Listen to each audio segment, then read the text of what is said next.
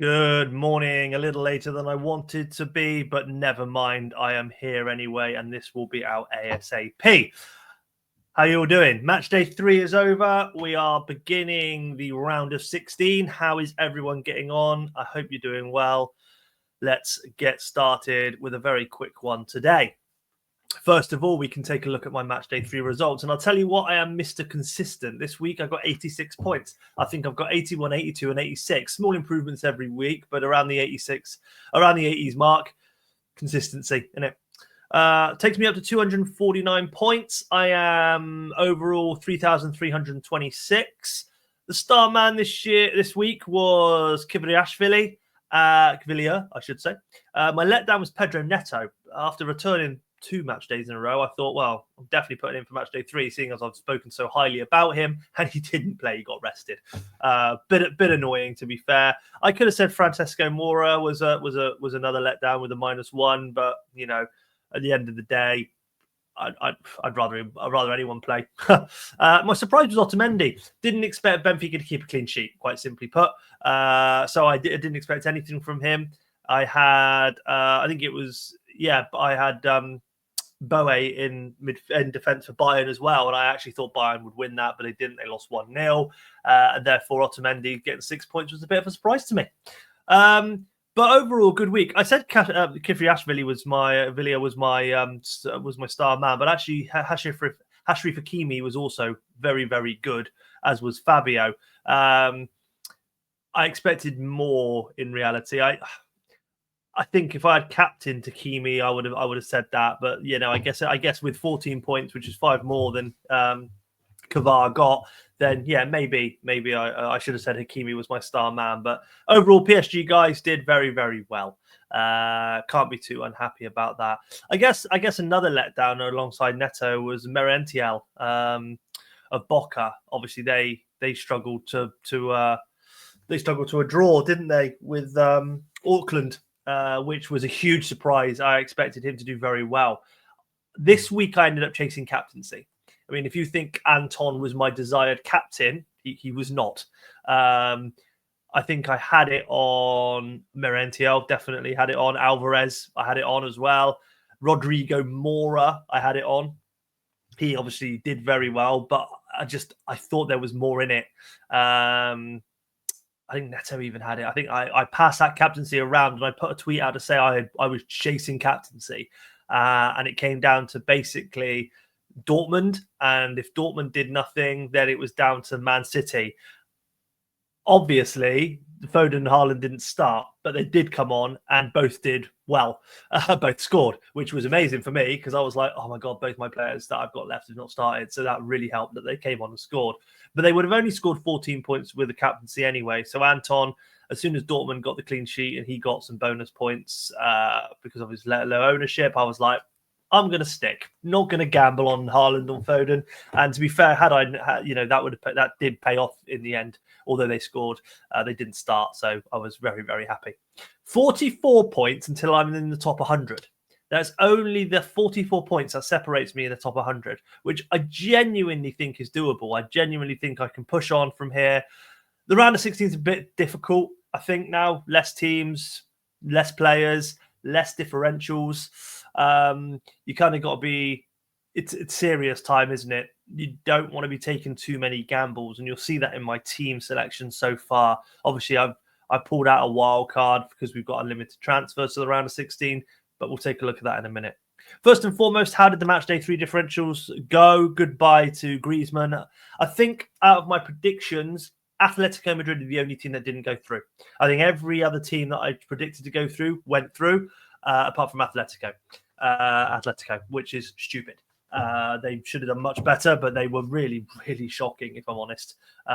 So bye, Antoine. Thanks for doing nothing the whole tournament.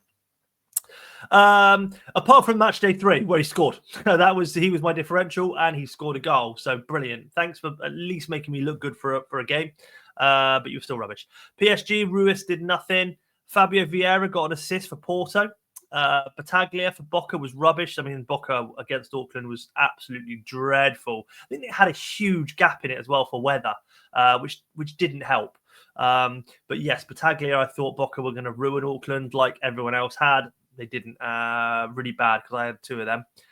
Chelsea, D-Lap, I said he'd play over Jackson because obviously Jackson's suspended. That's an obvious call.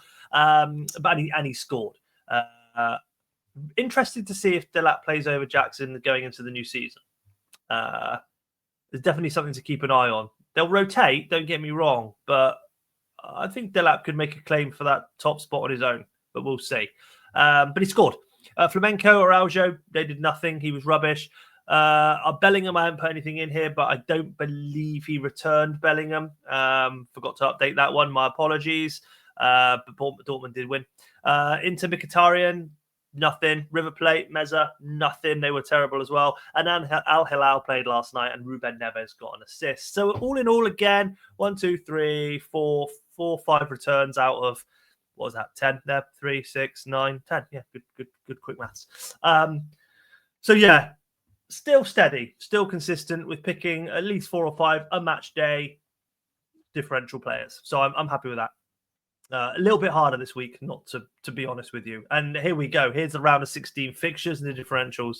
So Palmeiras played Botafogo. Benfica have got Chelsea. Paris Saint-Germain have got Inter Miami. Flamenco have got Bayern. Inter Milan have got Fluminense. Man City have got Al Hilal. Real Madrid have got Juventus. And Dortmund have got Monterrey, who seem to be doing quite well. But I think this is where it ends for them. So the standout fixtures, I mean, they're pretty obvious. I think I said Palmeiras and Botafogo are a standout fixture for 2 reasons. One, I think either one, Botafogo win really heavily, or 2, it's a goal fest between them both. But I can choose in reality what to do, and I think my thought is Botafogo will win 3-0, but we'll see. Benfica, Chelsea, don't want to touch that. I think Chelsea will win. I've definitely got a Chelsea player in there simply because I want to spread. But you could see Benfica winning it. But my gut feel is Chelsea. Flamenco, Bayern, I'm seeing Bayern winning that. I think they've been really solid, really strong. Flamenco have been good, but I think they can do Bayern. Inter Milan, Fluminense.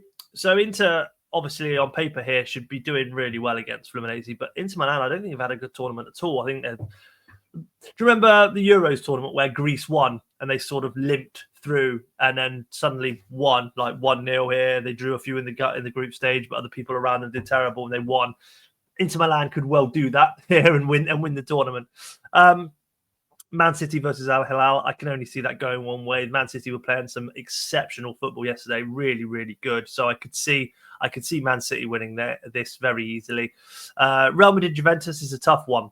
I think Real Madrid will win. Juventus will be quite depleted after losing 6-2 or 5-2 to Man City yesterday. But you never know. Madrid haven't been amazing either. They won last night 3-0. Don't get me wrong, but they weren't really playing anyone of worth. So, yeah, tough one to call. So I haven't put it down there at all. And then Dortmund and Monterrey. Dortmund to win that. I don't think Monterrey will. Dortmund haven't impressed me loads. Don't get me wrong. I thought they'd do a lot better, but they still have enough for Monterrey to beat Monterrey. So the standout sort of differentials for me, I've gone for the keeper, John of Botafogo. He's 4.6 million, so he's one of the cheaper keepers left out of the game here. He's 2.2% ownership. I do think Botafogo, they could concede, couldn't they? But I don't think he's a bad shout as a potential. You know, you're going to have 2 good keepers at least at this point, or you should definitely have one who plays a bit later in the week, if just in case John doesn't get his clean sheet. PSG, I've gone for Maulu, 4.4 million, 2.8% ownership. He's played every game so far. I think he scored in one of them as well. Seems to be in that midfield for PSG at the moment. Potentially because Bradley Barcola isn't really playing. So he seems to be slotting in nicely and doing quite well. So a low ownership. Next one's really surprising for me is Leroy Sané. Obviously, he played 90 minutes last game. So he was coming off the back of an injury, I think. He didn't play much in the first 2 games, if at all the first one.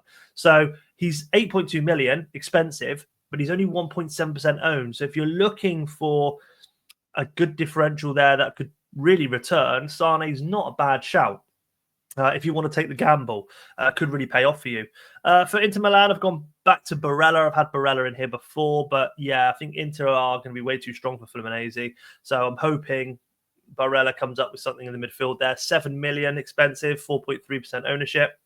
Man City, he took his goal up at Man City with a capital I as well. That looks weird, doesn't it? Savinho on the right wing. Really good finish yesterday. I mean, stunning goal. Is nailing down that right spot more, I think, for me. So I've gone for him, 6.2 million, 1.5% ownership. So again, if he does get the nod to start, I think Man City versus Al Hilal is one of the mismatches of this round of 16. So for me, not bad for him at all. Definitely worth having a look at. And Dortmund, there's quite a few Dortmund players you could go for. I think they'll beat Monterrey, and I think Monterrey will struggle to score. So I've gone for a defender, and I've gone for Koto, who's played every game so far and returned, and he seems to be doing really well. And I've been going for Anton quite a bit here. Can't remember who I've gone for this week. I think it's Svensson, actually. But Koto's not a bad shout. He's played every game. He's very cheap to get yourself, more money to spread elsewhere. But yeah, 1.2% ownership is really good for Koto, and I think Dortmund will keep a clean sheet. So that brings me on to my team so far. Now, this is subject to change, don't get me wrong. I've whipped it together this morning.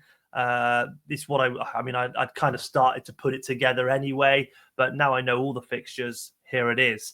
So in goal, I've gone for John of Botafogo. Then we've got Adarabioyo of Chelsea. I wanted to get a Chelsea player in there because I do think they'll do well. So I've put him in. He scored last game as well. I mean, that's not going to happen as a defender each time, is it?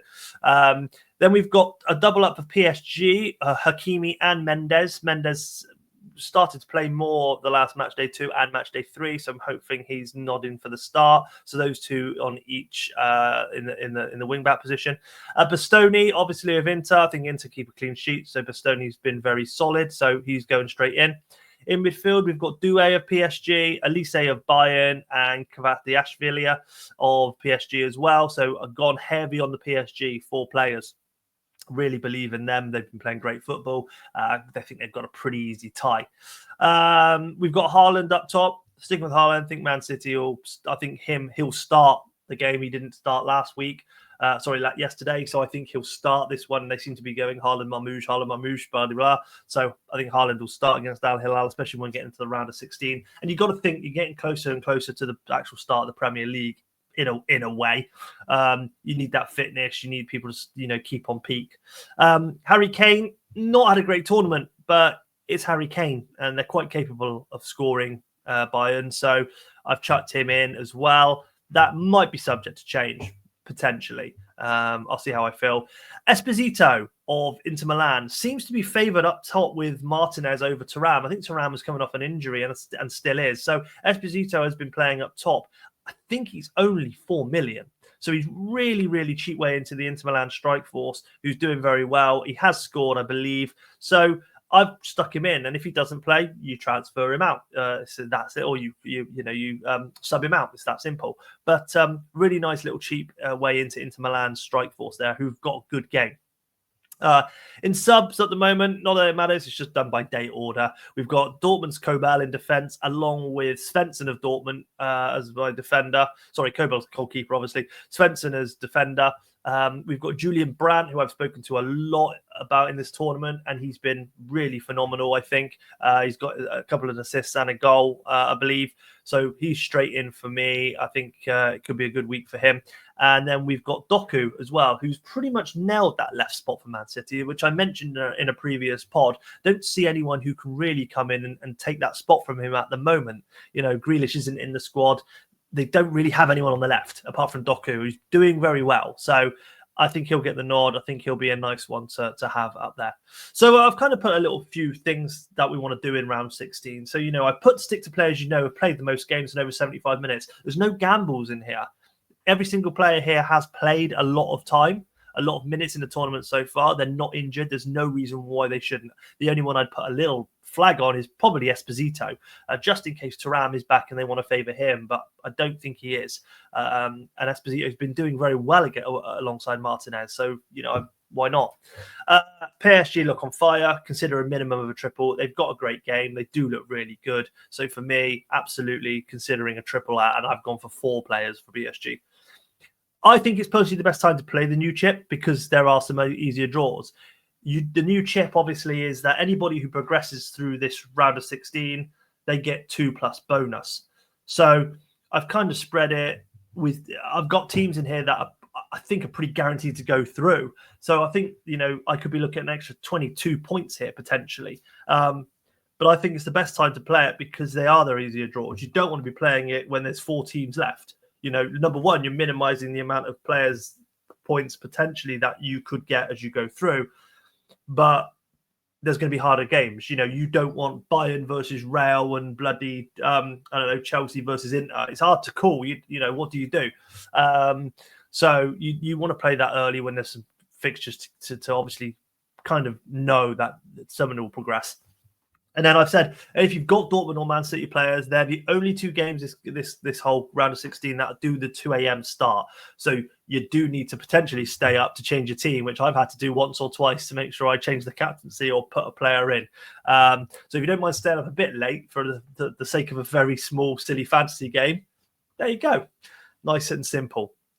And that is it. Very simple pod, just over 15 minutes today. Just wanted to run through a few differentials for the next round, what my team is doing, how I'm getting on in general. It's simple, isn't it? We don't need to go into much more than that. The EFL fixtures were out yesterday, so I will be jumping on and doing a Gaffer Championship pod about the fixtures at some point. The FPL game is uploading itself or updating itself, so I'll be back soon with another FPL pod at some stage. But I want to see some more transfers and things happening in regards to that before I jump in and do some more pods on that one. And I'll be back, obviously, after the round of 16 to do another one. Watch out for me on Twitter. I've been updating as we go along. I think it's definitely worth. I'll chuck a few other differentials and stuff out as the week progresses. Otherwise, have a fantastic weekend, and I'll see you soon. Cheers.